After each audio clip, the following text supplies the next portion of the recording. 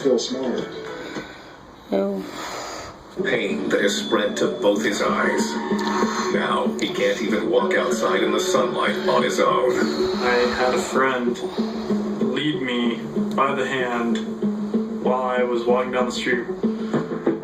For an hour, Andrew staggers through the harsh sunlight until he finally makes it to the optometrist. They did the standard test, but they found that I couldn't open my eyes wide enough, even with the lights turned off. They weren't really sure if it was a fungal infection. They gave me some stronger antibiotics, and they gave me some steroid drops. I was not convinced that I was going to get better after that first visit.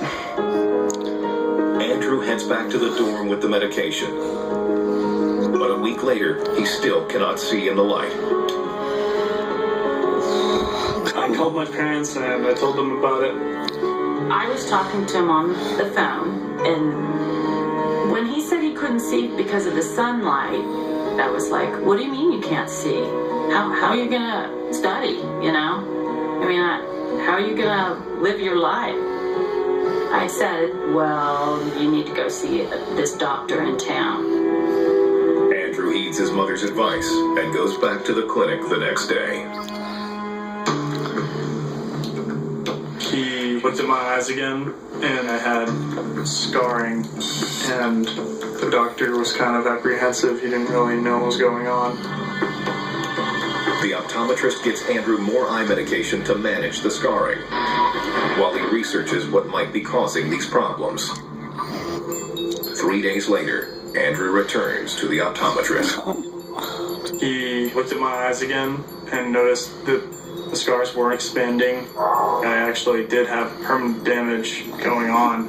The doctor told me that would result in total vision loss.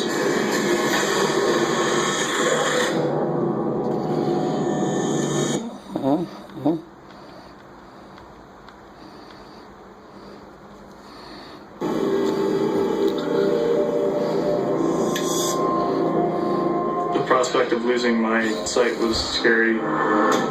Inside Andrew's eyes, the acanthamoeba parasites feed off the natural bacterial colonies that live just above the lenses of his eyes. But once they've devoured this food source, they start consuming the eye itself. Over time, the parasite's movement causes circular scarring and tissue damage, resulting in Andrew's impaired vision, extreme